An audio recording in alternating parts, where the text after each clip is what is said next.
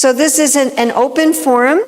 Anybody that would like, but we want to focus this morning with Kalki. We focused upon the mood, the purpose. Am I not intelligible with the mic? No. I mean, this is for the people online. You need the mic for the online, but is the mic messing it up for you in this room? Is that...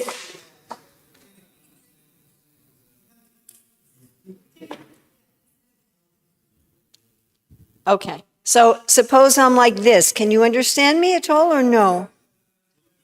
A little better.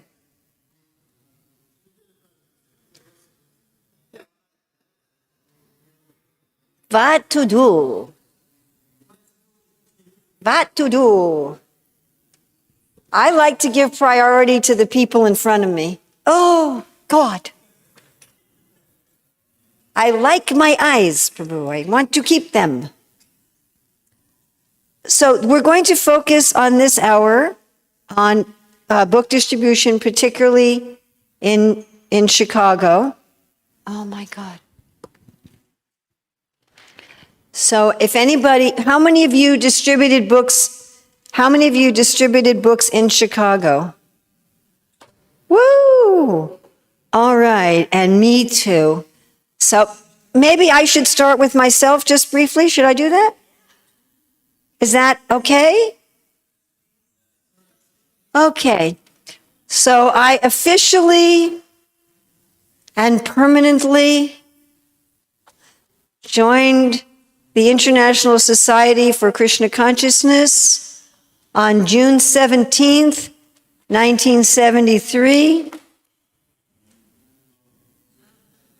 at about noon, and about 3 hours later, Kishore Kishori were installed.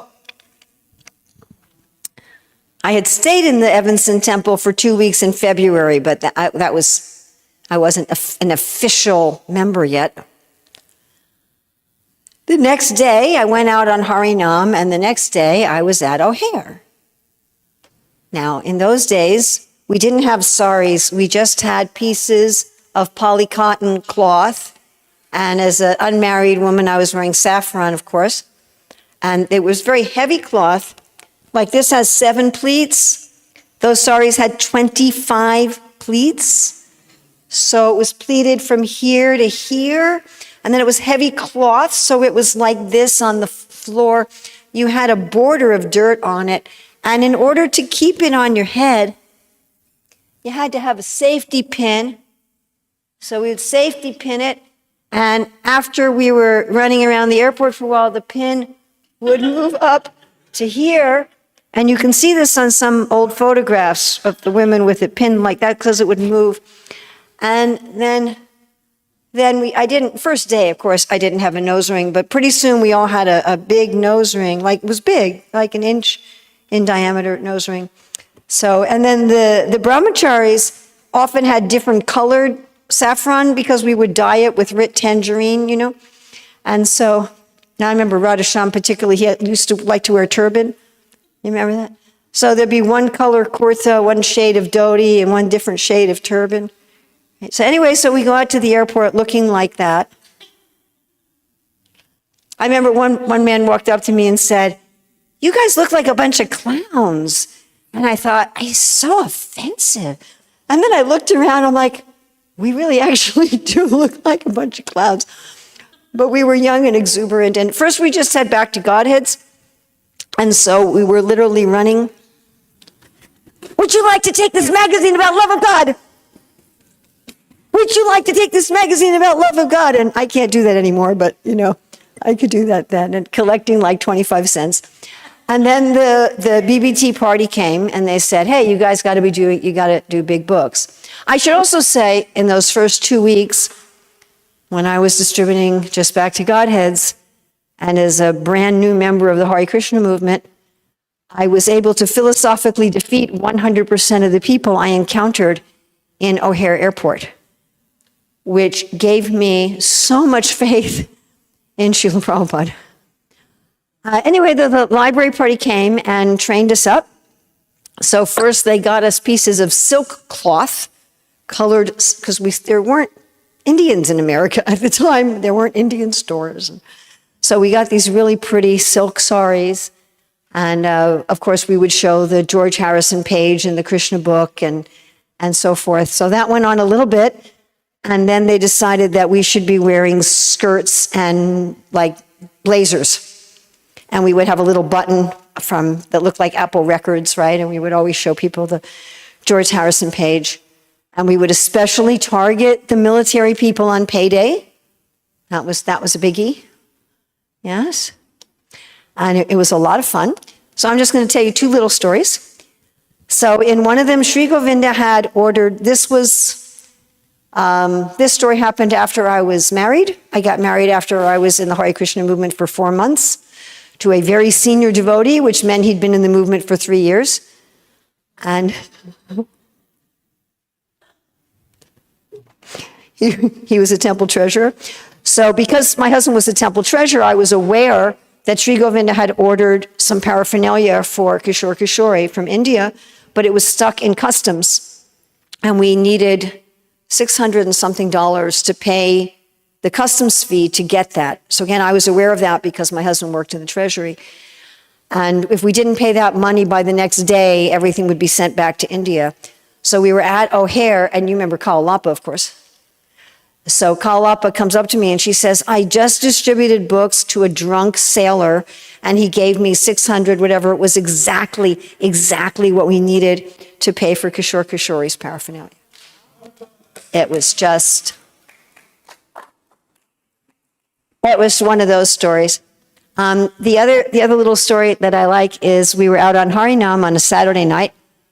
And after the end of Harinam, it was late, Mahamuni said, who wants to go to O'Hare? Now, we never went to O'Hare on a Saturday night. It was dead. It just wasn't worth the time and effort to go on a Saturday night.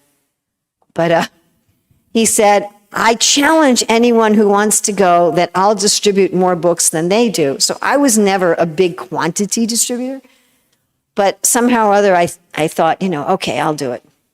So we're taking the bus to O'Hare, and he's going on and on and on to me about how many books he sells. And I'm thinking, I'm going to beat him. I'm going to beat him. And like I said, I never sold that big of a quantity. Anyway, so Saturday night in O'Hare, there was one person every 10 or 15 minutes. It was dead. Actually, coming here in Helsinki, the airport was like that. There was just nobody there. So it was just completely dead. So I was just praying to Kishore Kishore. I said, please, please let every single person I meet take a book. And what happened was, not only did that happen, and I know this sounds kind of funny, but I wasn't selling the books at all. I mean, I know generally that was our experience as book distributors, but this was like ramp it up about 10 times. I would just meet somebody, and I would open my mouth and I didn't even know what I said. I was just the observer, like, what am I saying? And then they'd go, sure. And I'm like, what did I say? I don't even know. And they would take a stack. And then I'm standing there for 10 minutes. And then someone else, and this was repeated the whole time that we were there. And I beat Mahamuni. So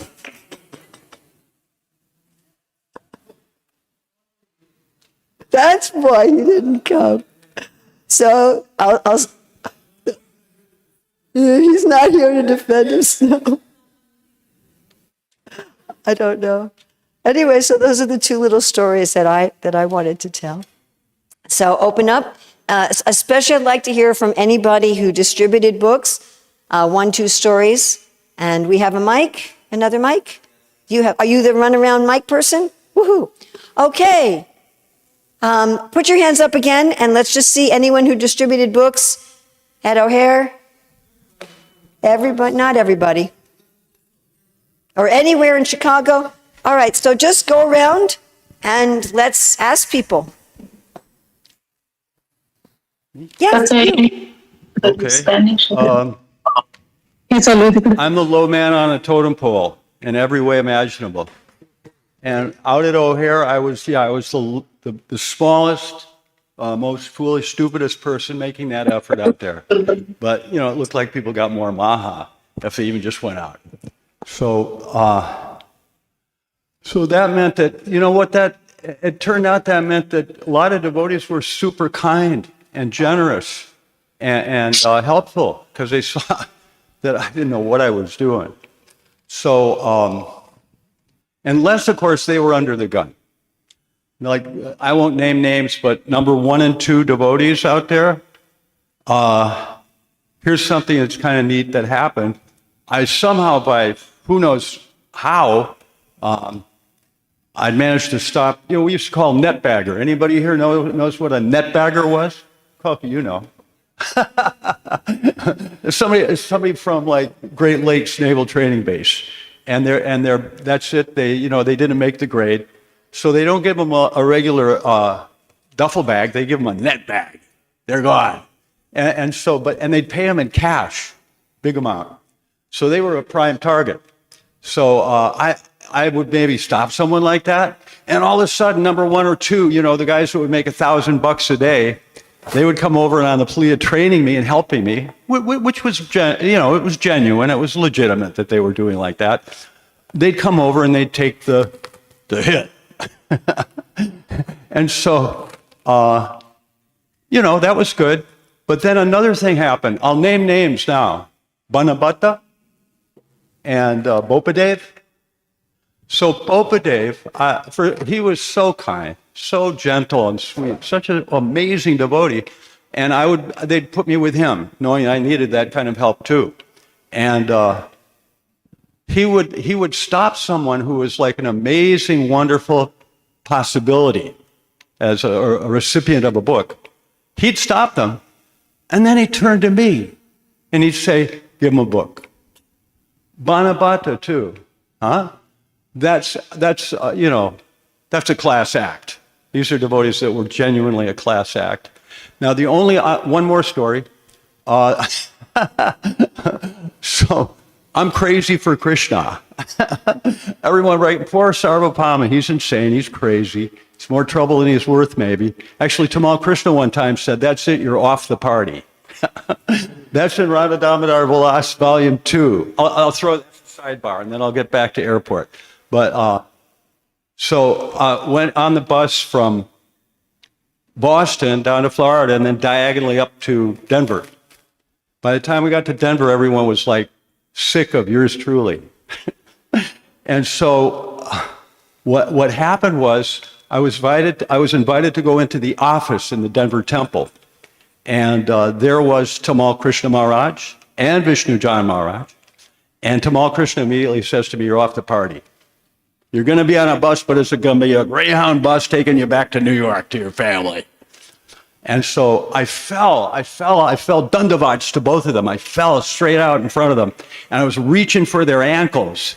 And I called out, "Prabhus, Prabhus, please don't kick me away. The devotees are my only friends in the world." And then I kind of peeked up to see how that was going over. And Vishnu Jan caught me. And this sweet, gentle, beautiful rumble of a chuckling laugh came up out of him. And he motioned to me to get up. He had he'd given Bhagavatam class that morning. He had a big, beautiful garland on. As I'm getting up, he puts the garland on me and he says, "We give you one more chance." I looked over and Tamal Krishna was not happy. So okay, Ruchi. Oh, last story. There was a devotee, maybe almost as bizarre and weird and crazy and insane as me. His name was Ruchi. And he was number 1 a bunch of times. He could pump those books out. And so they said, "Well, all right, let's see if we can put Sarvabhauma we'll put Sarvabhauma there with Ruchi and see if we can solve a few problems that way." So Ruchi, we'd be here at, and he'd say, "Get the books, get the books, get the books." So he'd put them in the van, he'd say, "Put them in the van." So I'd gather the books together, put them in the van, and then we'd be on our way out to O'Hare, I'd be at the wheel, and he'd say, "Both hands on the wheel." So that was our relationship. And we get out to the airport. Okay, the first day I worked with him, Terminal 1. Okay, 2 more minutes. No, okay. If anyone's curious, they can find out what Ruchi said. I'll tell you. Hurry. Oh, okay.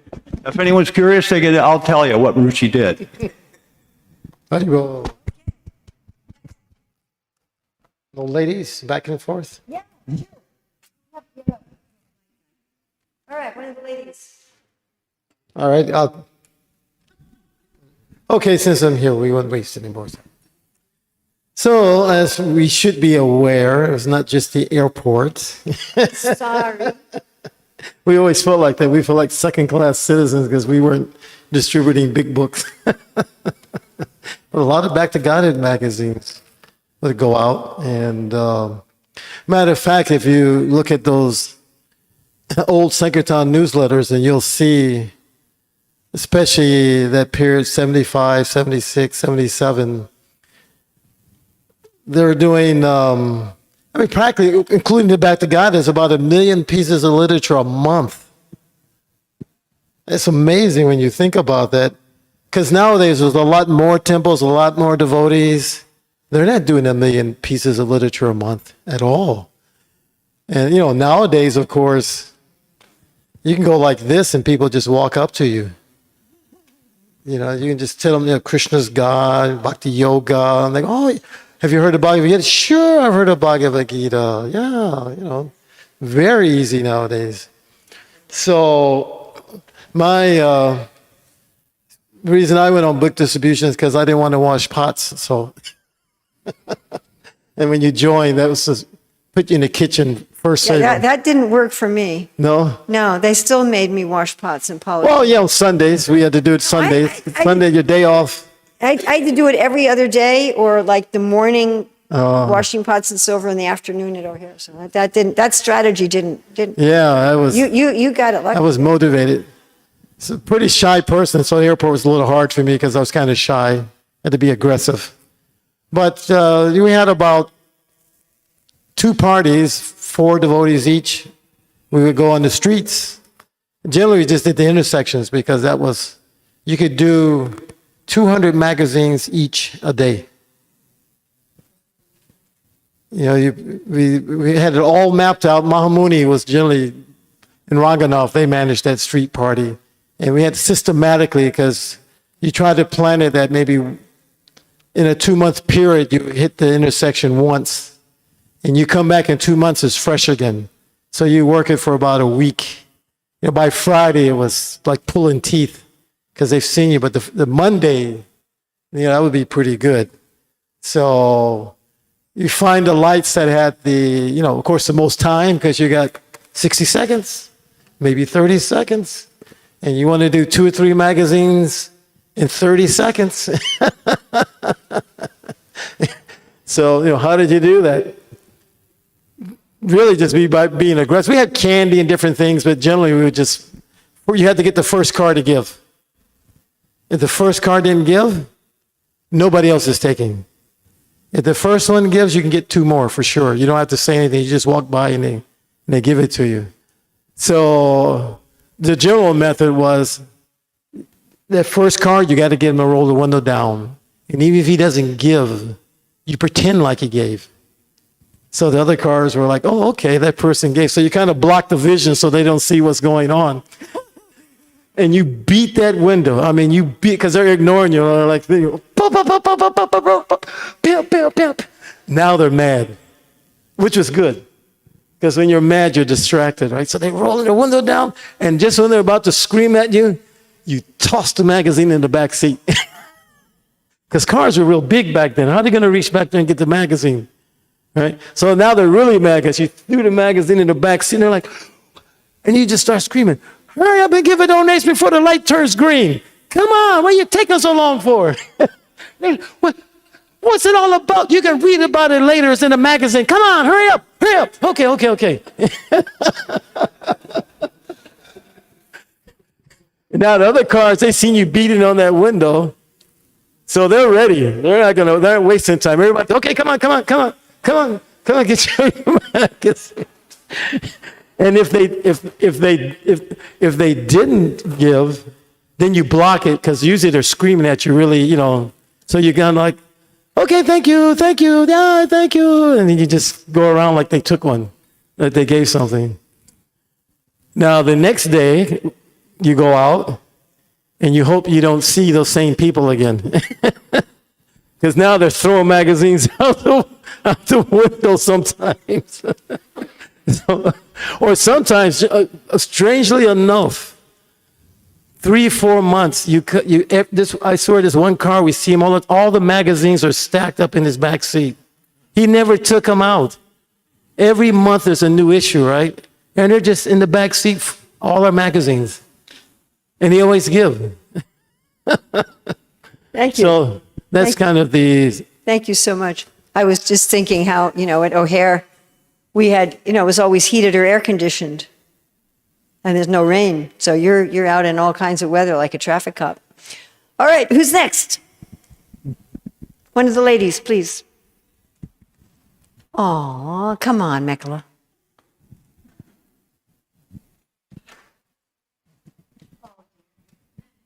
Okay. Do I have to press something? Do I press this? It's on. It's on? Okay.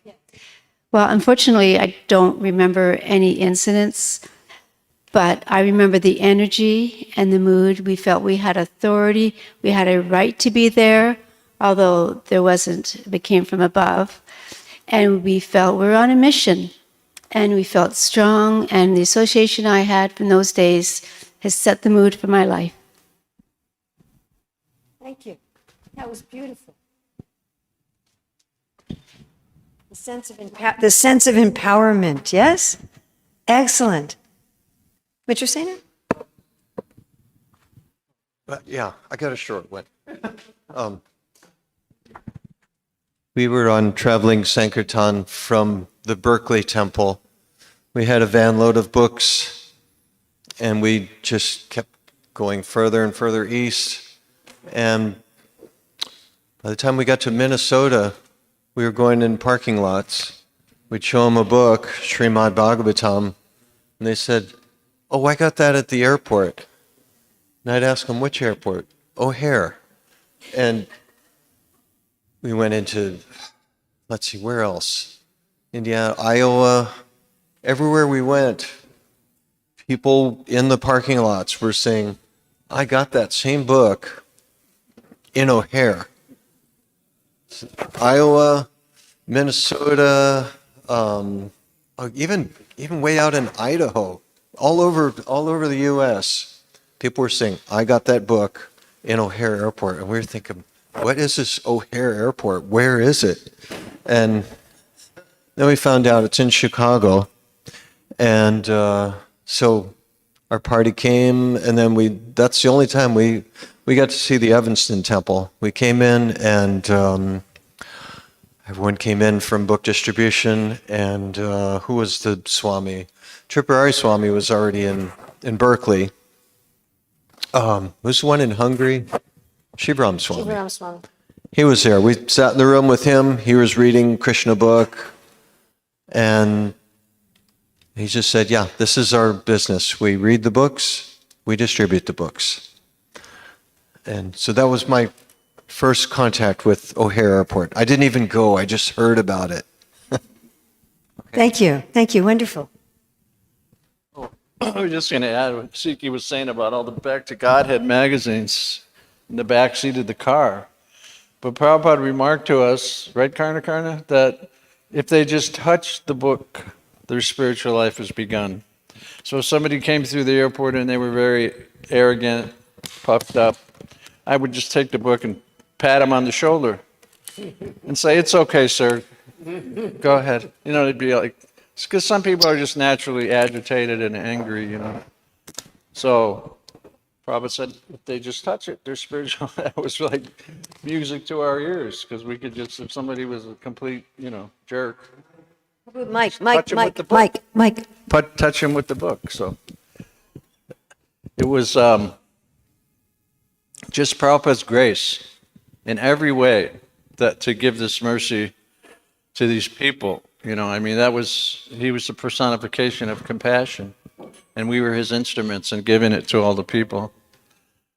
But it was a very glorious time. Hare Krishna. Thank you. All right. Who would like? Oh, we have Chakri.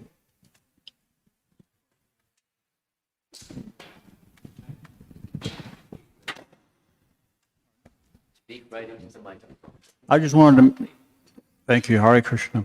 I just wanted to mention a quick thing. Historically, I remember, because this hasn't been mentioned probably for a good reason, but anyway, historically, I remember coming in Evanston, and right about that time, a little after that time, there was a problem with this grandfather. His name was Yanoff, and some devotees or whatever. And, so they had a problem, and they were on the radio having debates with Tripurari Swami on the radio. So finally, what they did was they had all their family come to the O'Hare airport with these clickers, and devotees couldn't distribute anymore because as soon as you tried to distribute a book, all these people would come with these clickers and stand around them. The only person they could distribute was Ranganath Prabhu, who's down in New Orleans. And so after that, and then Ganapati Maharaj started doing these records, these albums. We had the whole Evanston temple in the basement was full of records, thousands and thousands. And from those days, and Ganapati Swami's party one year, in a couple of months, they collected $200,000, and I don't know what happened with the Lakshmi, but anyway, so that was a historical thing that it was interesting to note that. Thank you. Thank you so very much. Okay, who would like to contribute next? Anuttama Prabhu? Let's see, how do you get this picture up on this? Malati?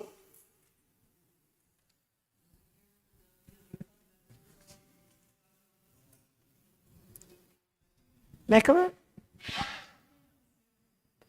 You could get Mekala?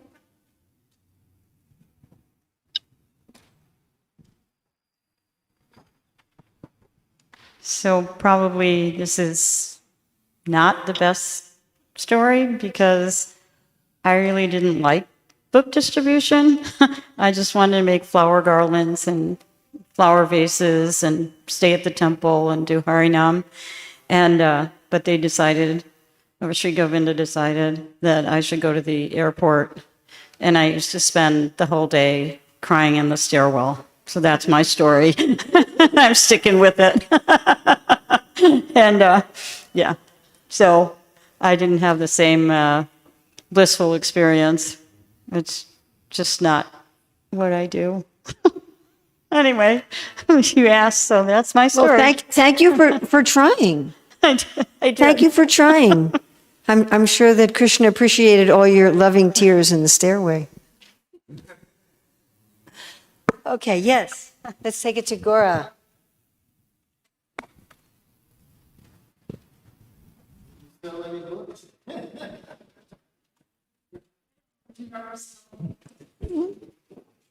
So I had the good fortune to meet Nandi Keshwara Prabhu, Dharmaprana, and Duryodhan Guru in my hometown of Winnipeg, 13 hours north of here. And this was in the spring, and I started going to the temple, and Nandi Keshwara Prabhu said, "We're going to see Srila Prabhupada in Chicago. Do you want to come?" It was the July 4th weekend, 1975. And I said, sure, I'd love to meet him. And so we drove down here, and I'm coming from a temple with maybe 12 devotees, and then coming into a beehive of about 400 devotees. I think it was 108, or some say 100, brahmacharis from Radha Damodar that were being initiated. 75? Okay. Very, very intense mood. And I stayed for the 11 days that Srila Prabhupada was here, July 3rd to whatever 11 days is after the 3rd. And I was totally blown to the 14th, blown away by seeing Srila Prabhupada arriving at O'Hare. But since we're talking specifically about book distribution, I went to pursue my career here in Chicago for 5 months, and then came back just in time for the Christmas marathon. And the night before, I was wearing a yellow tuxedo, and the next day I was on State Street, which seemed like a highway to me because it's very broad, State Street.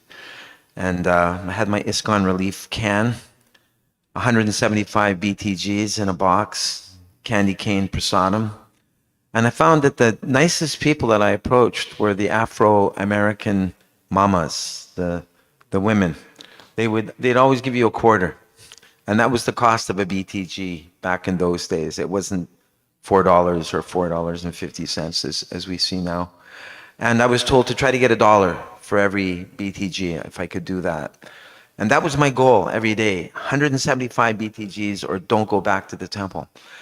And so then shortly after that, in January, I was put on Mahamuni Prabhu's party. And I guess there was about 6 of us brahmacharis. And for the first time in my life, I didn't see snow in the winter because we went down to Shreveport, Louisiana. And we were given a light, the longest light, so that you could approach the maximum number of cars. And as Sikhi Mahidi Prabhu was explaining, you go up to each car, you gesture to them to roll their window. Hello, sir, we're out here today we're missionaries spreading love of God all around the world. All the big kids get one, and we'd hand them either an incense stick or a lollipop or a bottle of Spiritual Sky oil.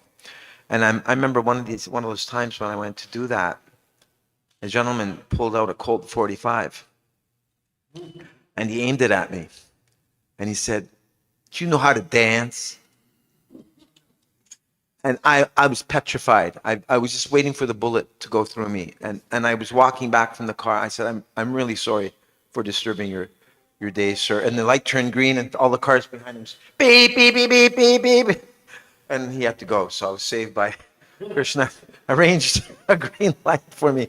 But then later in the day, old Smokey came by. You know, the cops had the Smokey the Bear type hat. And hey, boy, you got a permit to be doing this? And no, oh, do I need a permit, officer? You get in the back of the car and took me down to the police station, put me behind bars, took off my neck beads, took away my japa beads because he said I might try to hang myself. And, I was 21 years old, just a kind of a kid, and I thought, well, gee, I always, I'm trying to give my life to God and I'm getting thrown in jail. I guess this is the test. And that happened again in Little Rock, Arkansas. And I'm not sure if it happened in Dallas again, but I got put in jail at least 3 times on that trip. But it was exciting because it increased my determination even more. It made me realize how much people are in the mode of ignorance. Mahamuni Prabhu would pull up to a motel and we'd all duck down in the back of the van so it looked like just one person was booked in. And then we'd all sneak out and then we'd turn the beds onto their sides so there'd be room for all the sleeping bags. And then we'd take a dhoti and we'd put it across the big bathroom mirror so that we wouldn't see ourselves and get into the bodily conception of life. And I was given the service to pick flowers because we put some vases for a little makeshift altar that we had. And anyway, there's much more that can be said, but I'll allow others to speak. That was my first Sankirtan journey. More to be continued. Wow. I just want to say one thing. 10 years ago, I was working O'Hare with Shankar Pandit, and a African American lady came through. She was like in her maybe 40, and I approached her, and I showed her the book, and she saw Krishna's name. She said, "That's my name." I said, "What?" She said, "My name is Krishna. My first name is Krishna." And she pulled out her driver's license, and her name was Krishna Williams. I said, "Where did you get that name?" She said, my mother used to work downtown Chicago, and she got a book called Krishna. And because Manasuda and I opened up downtown for Krishna books, and we were doing 100 each every day. And for small ones, paperbacks. And she said, "Yeah, my mother liked that name so much, she named me Krishna." And she wound up buying 3 Bhagavatams for me. She was really sweet. So we all became devotees through book distribution. Hare Krishna. Yes.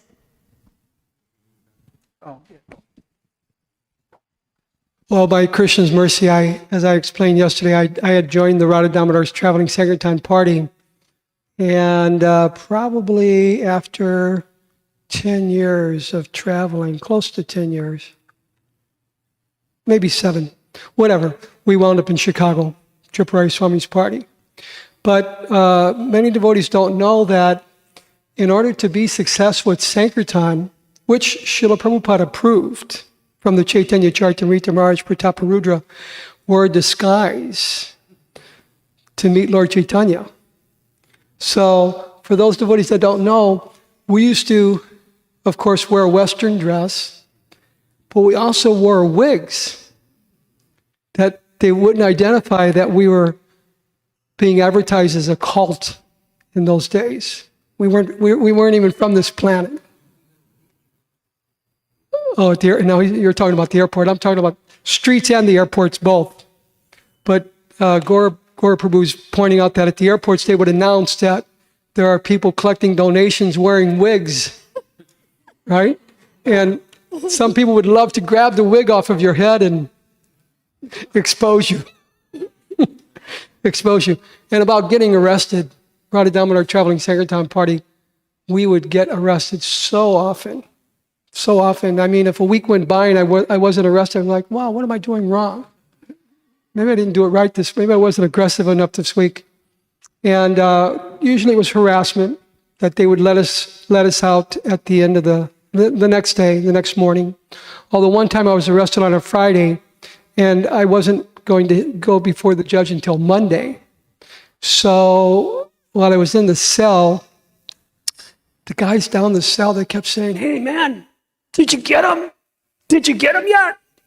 I said, oh man, I know what they're talking about. They're asking, they're encouraging the guy to rape me, right? Yeah. So I said, oh, Krishna, I better preach to this guy day and night. So I did, and Krishna protected me. But I hadn't showered for 4 days. And neither had I eaten. Because what do they serve you in jail in those days? Right? Bologna sandwiches. Did you say peanut butter? No way. No peanut butter. It was meat. So the guy in the cell said, hey, you won't take it, I'll take it. And just to appease him, because he was twice as big as I was. And I didn't want to have to wrestle the guy if he was going to try to rape me. So I gave him my sandwiches. And the shower was common. You'd have to strip down for a shower, and I wasn't going to do that. Although I did have to use the toilet, of course. So on Monday, usually we bailed each other out the next morning if you weren't let out. For some reason, the devotees let me in until Monday. I don't blame them, but they let me in until Monday. And as I went before the judge, and the judge said, boy, you need $100. You didn't have a license. Judge, we're not selling it. We're monks. We're passing out our Bibles for donations. Boy, this ain't no Bible. You're going right back to jail. I said, I haven't eaten in 4 days. You're going right back to, he was being macho, going right back to jail. So anyway, in about an hour, they called me out of jail. And as I was walking out of the courthouse, the devotees were just pulling up to bail me out. And I said, wow, good to see you, devotees. Hope you brought some prasadam. Oh, don't you know? Today's a fast day. Fortunately, it was Srimati Radharani's appearance day. That's a half-day fast day. So by the time I got to I was smelly and dirty and whatever for 4 days. But I showered and it was time to break the fast. But we would do anything. We would do these things. We were like commandos. We slept in the van. We would park on the side of the road anywhere, and we would put out a tin foil. We'd have charcoals. We'd sometimes bake potatoes and carrots or whatever, or sometimes we just ate raw. But we were just on a mission for Srila Prabhupada. Srila Prabhupada was building Mumbai Temple, Vrindavan Temple, Mayapur Temple. So Tomar Krishna Goswami would preach to us, every penny that you collected buys a brick for Mayapur, buys a brick for Vrindavan, buys a brick for Mumbai. And even Srila Prabhupada made a statement that if people give 1 farthing to this Krishna consciousness movement, they're saved from going to the deepest, darkest regions of hellish existence. So we didn't even think about the austerities, weren't even austerities, even though it was 30 below zero here in Chicago. We would be doing Sankirtan and people would roll down their window. I don't know what the hell you're doing out here. Here's some money. 30 below zero, it must be a good cause. So nothing would prohibit us from serving Srila Prabhupada in this capacity. It was almost a regulative principle that we were, go to the morning program, take prasadam, and out on Sankirtan. By the way, by Krishna's mercy, we were able to distribute so many books. Srila Prabhupada was very, very pleased. And we were benefited, the people were benefited. We had a program on Radha Damodar, so we would give them a gift greeting item, and then sometimes they would just give a donation. So we wouldn't always give them a book, but after a certain amount of donations, we would give a book, make sure that we gave out a book. So that was street Sankirtan. The airport Sankirtan was very different. It was a higher class of people. But both ways, the Radha Damodar Party distributed so many books here in Chicago and around the world. Thank you. Hare Krishna. Thank you so much. Thank you. Haribol. I think we should really, can we all really thank him for that? Can we stand up? Stand up. I want us to stand up. I want to really thank you for fasting for 4 days and not taking a shower as part of Prabhupada's army. Thank you. Hare Krishna. I never had the opportunity to distribute books in O'Hare Airport, but in the late 70s, I mean 79, 80, I started a program at Cook County Jail where we had devotees. We had to get 100 people to sign to get a chaplain, so we had a chaplain status. So devotees were bringing in prasadam, and we distributed books to the inmates in Cook County Jail. So that was my first endeavor in distributing books. Secondly, I worked in distributing books on the south side of Chicago, which is predominantly a black area. I distributed Bhagavad Gitas on the street, and I would tell the people, I said, hey, look, they said, what is this? I said, this is the book that Dr. Martin Luther King used to inspire him to do the civil rights movement. So that went over very well. So I was able to sell a lot of books that way. Also, recently, in the last maybe 15 years, we've been engaged in distributing, I think, thousands of books on the south side during our annual Billiken Parade. And people are very eager to get Prabhupada's books. They be begging, give me a book, give me a book. So it's always a great experience to spread this Krishna consciousness movement by distributing books. So I'm very thankful to have had that opportunity. Thank you. And I'm just thinking how Srila Prabhupada started the prison preaching program in India even, before he came to the United States. So thank you very much for doing that.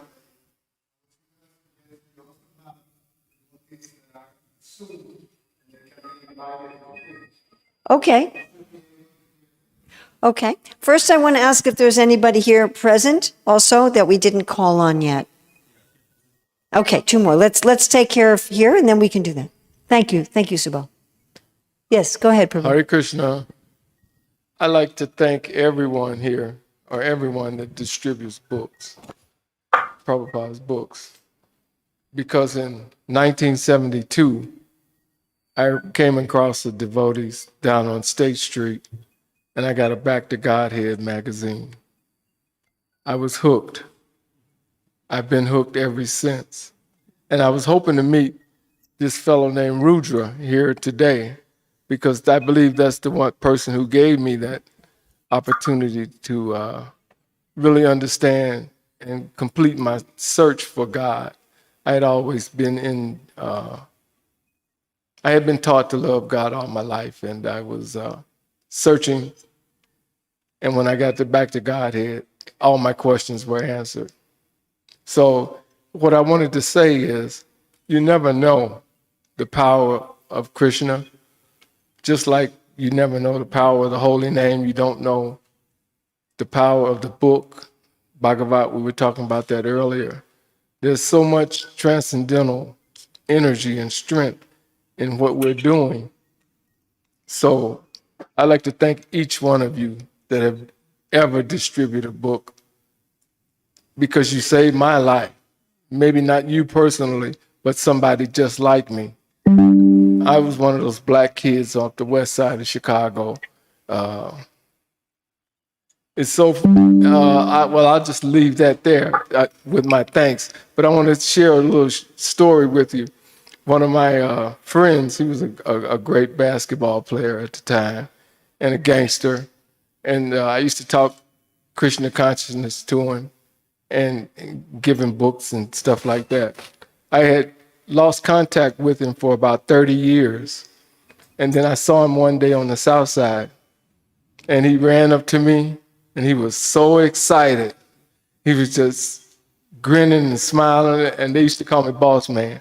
He said, "Hey, Boss Man, I just got out the penitentiary." He said, "I did 25 years in the penitentiary. And guess what?" And I said, "What?" He said, "Man, I took that Krishna," and he had some nasty words. You know, I took that Krishna stuff down in the penitentiary down in Stateville, and I had those vice lords and those disciples coming putting cigarettes in my hundi box. He said, "I had a hundi box for Krishna." And I just looked at him and I was overwhelmed. I was like, man, you don't know what Krishna is going to do. But Krishna saves our lives in so many ways. And you may never know what that book is going to translate out into. Prabhupada used to say something about if the book might be on the shelf for years and whoever that book is intended for might grab it and it'll be. So thank you for your distribution efforts, and may we all continue to do that. Thank you. Hare Krishna. Thank Glory to you. Prabhupada. Haribo.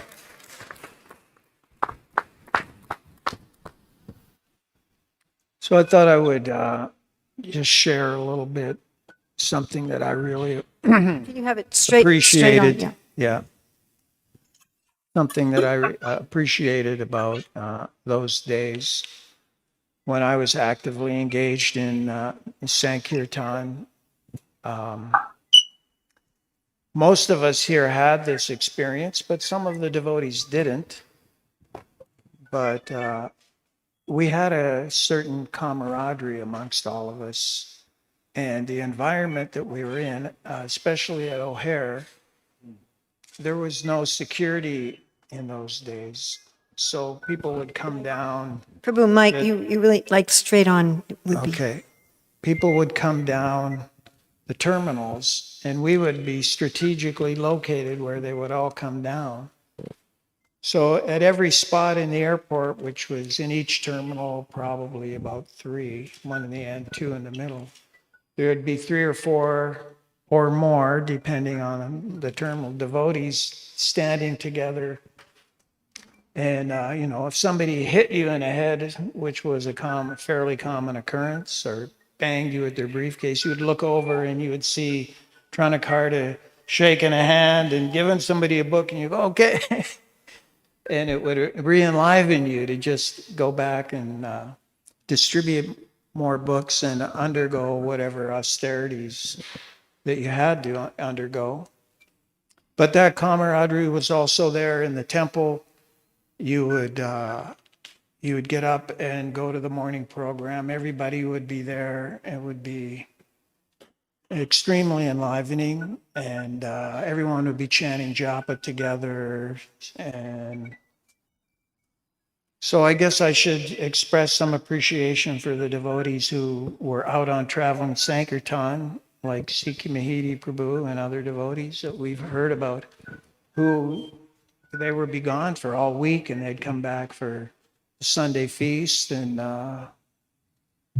but for me, I really did appreciate that, because when I joined, I would distribute in the streets and street lights, but to come and have that opportunity to distribute at the airports and have that association with devotees, it was quite enlivening, and the atmosphere was pretty transcendentally electric, let's say, inspiring, certainly, myself and most devotees I know. Hare Krishna. Thank you. Hare Krishna. Can I? Is there we have someone else? Yes, you? Okay. Awesome. Hare And Krishna. please, like, try to have it straight on, yeah. Got it. So it's Hare Krishna. It's been about 1 year. Yeah, about 1 year since I distributed my first book. And coming from, a person who received a book, and that's how I got started. A really funny quick story. I was reading Prabhupada books, alone in Los Angeles, and I thought there was no society. I thought there was no devotee. So when I heard, I was so ecstatic. I ran to the temple the first chance I got, and because I thought this was esoteric information. I was like, no one knows about this, and it's impossible. Like, this is truth. And so in the last couple months, I got really ecstatic about book distribution. So I bought a couple cases and, just passing them out either in, Sankirtan or, when we go in Harinam, around the block or such. And so I thought in my trip to LA last month to bring a bunch of books. And so I get to the thing, I buy, what do you call it? A check bag. I buy a check bag and the bag is full of books. And it was overweight, so I already paid $40 and they're like, it's going to cost $120 additional for this bag to go. And I'm just looking at it. I have all my camera gear for my movies and I'm like, I'll distribute books here in O'Hare Airport.